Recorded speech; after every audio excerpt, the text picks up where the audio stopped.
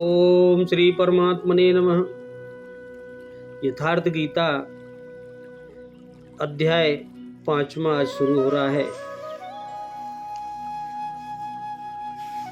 अध्याय 3 में अर्जुन ने प्रश्न रखा कि भगवान, जब ज्ञान योग आपको श्रेष्ठ मान्य है तो आप मुझे भयंकर कर्मों में क्यों लगाते हैं। अर्जुन को निष्काम कर्म योग की अपेक्षा ज्ञान योग कुछ सरल प्रतीत हुआ। लगता है क्योंकि ज्ञान योग में हारने पर देवत्व और विजय में महामय स्थिति दोनों ही दिशाओं में लाभ ही लाभ प्रतीत हुआ। अब तक अर्जुन ने भली प्रकार समझ लिया है कि दोनों ही मार्गों में कर्म तो करना ही पड़ेगा। योगेश्वर कृष्ण उसे संशय रहित होकर तत्वदर्शी महापुरुष की शरण लेने के लिए भी प्रेरित करते हैं, क्योंकि समझने के लिए वही एक स्थान है। अतः दोनों मार्गों में से एक चुनने से पूर्व उसने फिर ये प्रश्न किया।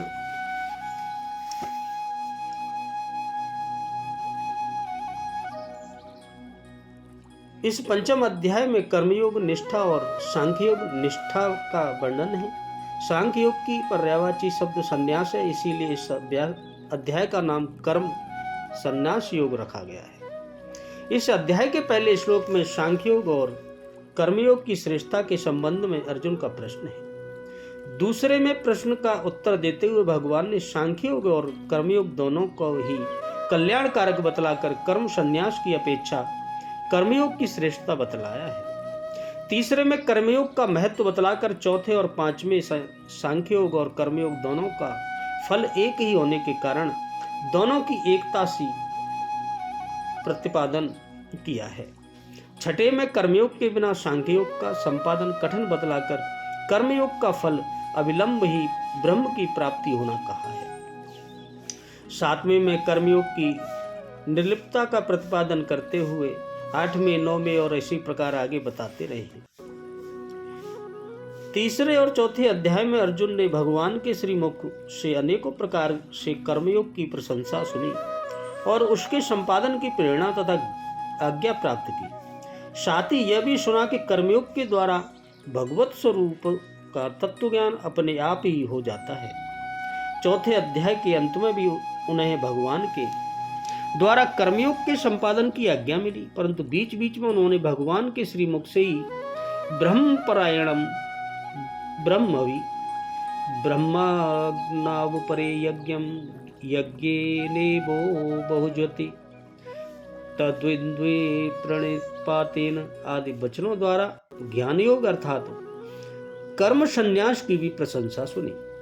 इससे अर्जुन यह निर्णय नहीं कर सके कि इन दोनों में से मेरे लिए कौन सा साधन श्रेष्ठ है। अतः वह भगवान के श्रीमुख से ही उसका निर्णय कराने के उद्देश्य से अर्जुन उनसे प्रश्न करते हैं। पहले श्लोक में संन्यासं कर्मणां कृष्णं पुनर्योगं च संसंसे यच्छेयोरेकयोरेकं तन्मे ब्रूहि सुनिश्चितम्। अर्जुन बोले, हे कृष्ण, हे प्रभु, आप कर्मों के संन्यास की और फिर कर्मयोग की प्रशंसा करते हैं, इसलिए इन दोनों में से जो एक मेरे लिए भली बात निश्चय कल्याणकारक साधन हो उसको आप मुझे कहिए और बताइए। और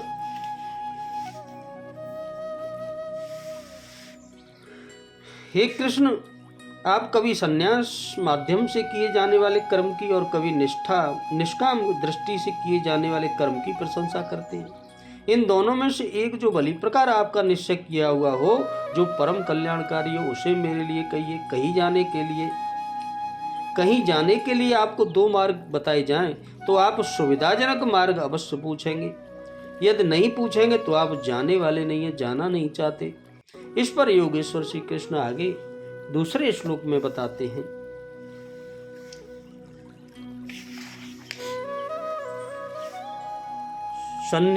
संन्यासः कर्मयोगः च न्यश्रेयस्करो वो तयो तु कर्म संन्यासात् कर्मयोग विशिष्यते। श्री भगवान बोले, कर्म संन्यास और कर्मयोग ये दोनों ही परम कल्याण के करने वाले हैं। परंतु उन दोनों में भी कर्म संन्यास से कर्मयोग साधन में सुगम होने से श्रेष्ठ है। कर्मयोग साधन में सुगम होने से श्रेष्ठ है। अर्जुन, संन्यास माध्यम से किए जाने वाले कर्म अर्थात ज्ञान मार्ग से किए जाने वाले कर्म, कर्मयोग निष्काम भाव से किए जाने वाला कर्म, ये दोनों ही परम श्रेय को दिलाने वाले हैं। परंतु इन दोनों मार्गों में संन्यास अथवा ज्ञान दृष्टि से किए जाने वाले कर्म की अपेक्षा निष्काम कर्मयोग श्रेष्ठ है। प्रश्न स्वाभाविक है, श्रेष्ठ क्यों है? फिर आगे बताएंगे भगवान। यहाँ कृष्ण संबोधन का क्या अभिप्राय है?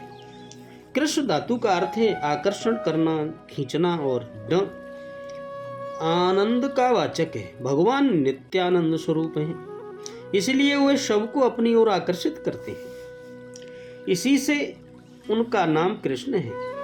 यहाँ भगवान को कृष्ण नाम से संबोधित करके अर्जुन यह भाव दिखलाते हैं कि आप सर्वशक्तिमान सर्वज्ञ परमेश्वर हैं। अतः मेरे इस प्रश्न का उत्तर देने में आप ही पूर्ण समर्थन हैं। क्या यहाँ कर्म संन्यास का अर्थ कर्मों का स्वरूप त्याग है?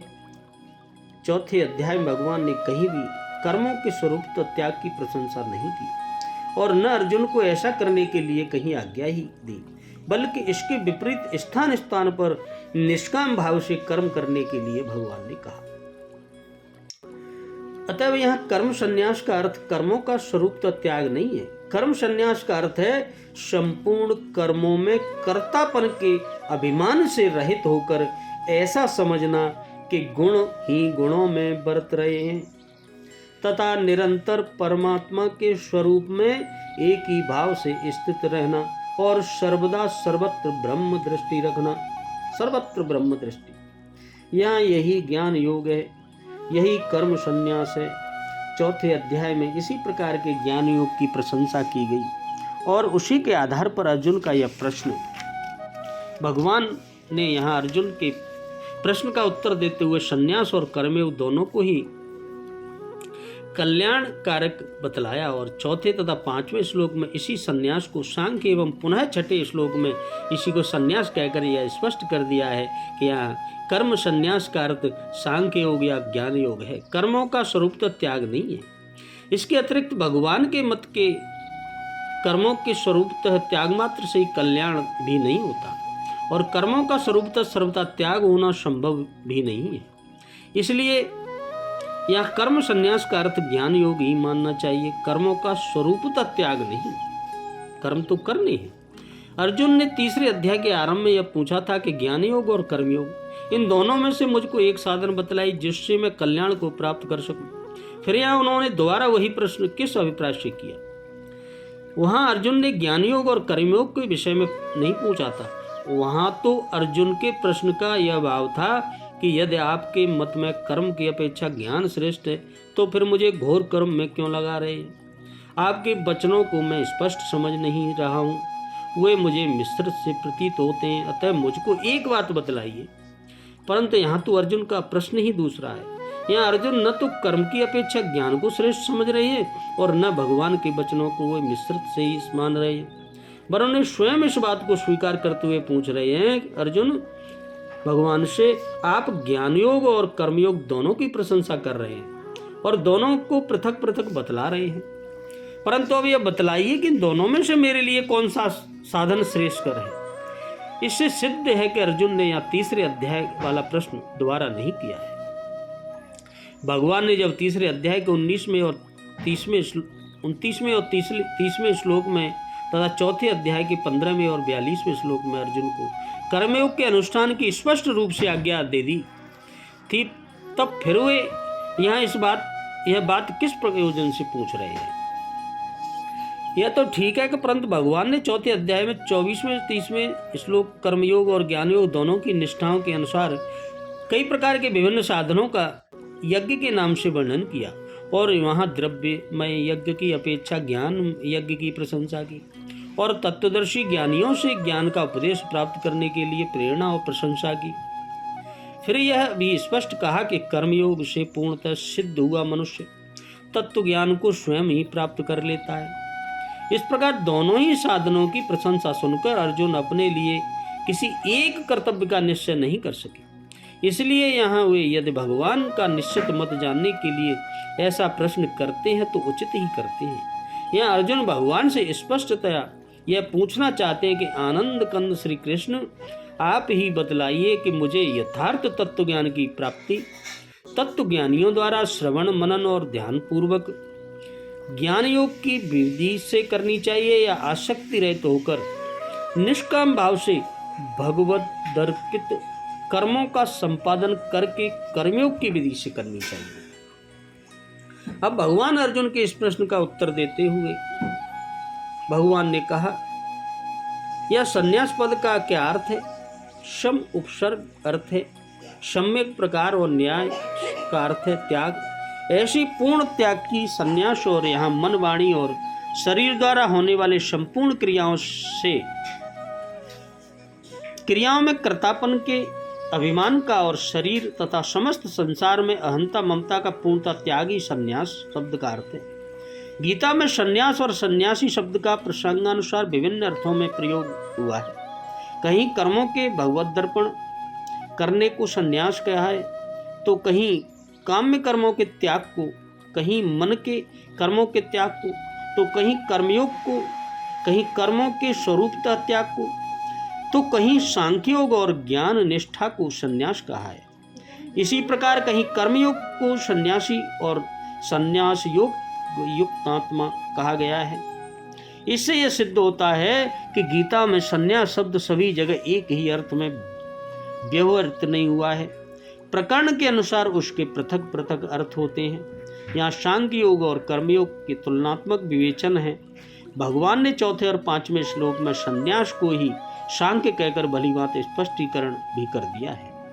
अतएव यहाँ संन्यास शब्द का अर्थ सांख्य योग की मानना युक्त है।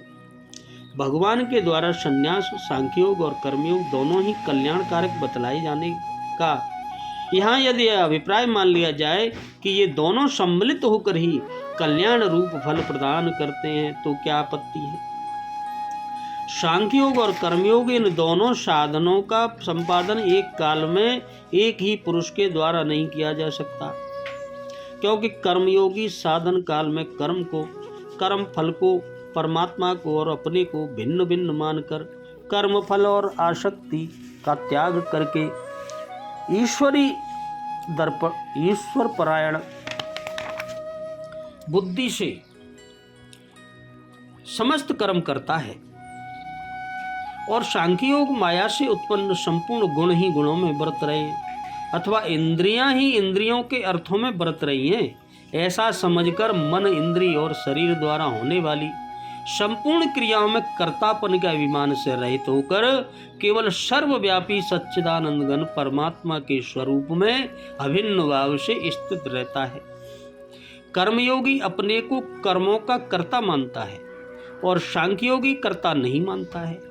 कर्मयोगी अपने कर्मों को भगवान के अर्पण करता है और सांख्ययोगी मन और इंद्रियों के द्वारा होने वाली अहंता रहित क्रियाओं को कर्म ही नहीं मानता। कर्मयोगी परमात्मा को अपने से पृथक मानता है, सांख्ययोगी सना अभेद्य मानता है। कर्मयोगी प्रकृति और प्रकृति के पदार्थों की सत्ता स्वीकार करता है और सांख्ययोगी एक ब्रह्म के सिवा किसी की भी सत्ता नहीं मानता। कर्मयोगी कर्मफल और कर्म की सत्ता मानता है और सांख्ययोगी न तो ब्रह्म से भिन्न कर्म और उनके फल की सत्ता ही मानता है और न उनसे अपना कोई संबंध ही समझता है। इस प्रकार दोनों ही साधन प्रणाली और मान्यता में पूर्व और पश्चिम की भांति महान अंतर है।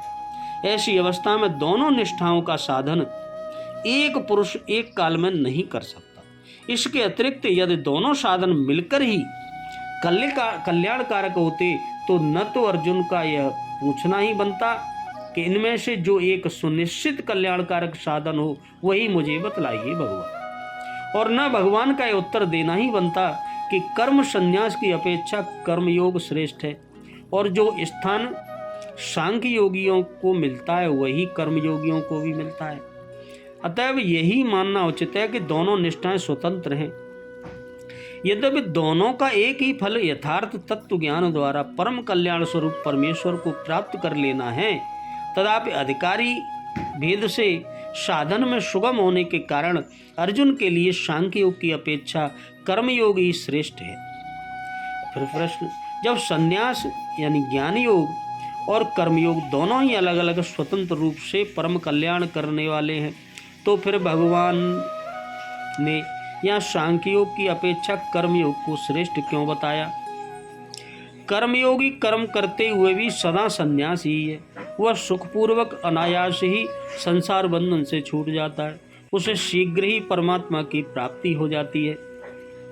प्रत्येक अवस्था में भगवान उसकी रक्षा करते हैं और कर्मयोग का थोड़ा सा भी साधन जन्म मरण भान रूप महान भय से उद्धार कर देता है, किंतु ज्ञान योग का साधन कलेश युक्त पहले कर्मयोग का साधन किए बिना उसका होना भी कठिन है।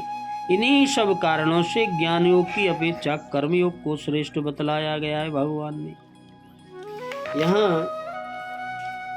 अर्थात मन, इंद्रियों और शरीर द्वारा होने वाले संपूर्ण कर्मों में कर्तापन का त्याग अर्थात समत्व बुद्धि से भगवत अर्थ कर्मों का करना, समत्व बुद्धि से के भगवान की कृपा से ही हो रहे हैं। सांख्य योग की अपेक्षा कर्मयोग को श्रेष्ठ बतलाया। अब उसी बात को सिद्ध करने के लिए भगवान आगे के श्लोकों में बताएंगे। बोलो राधे राधे, जय श्री कृष्ण।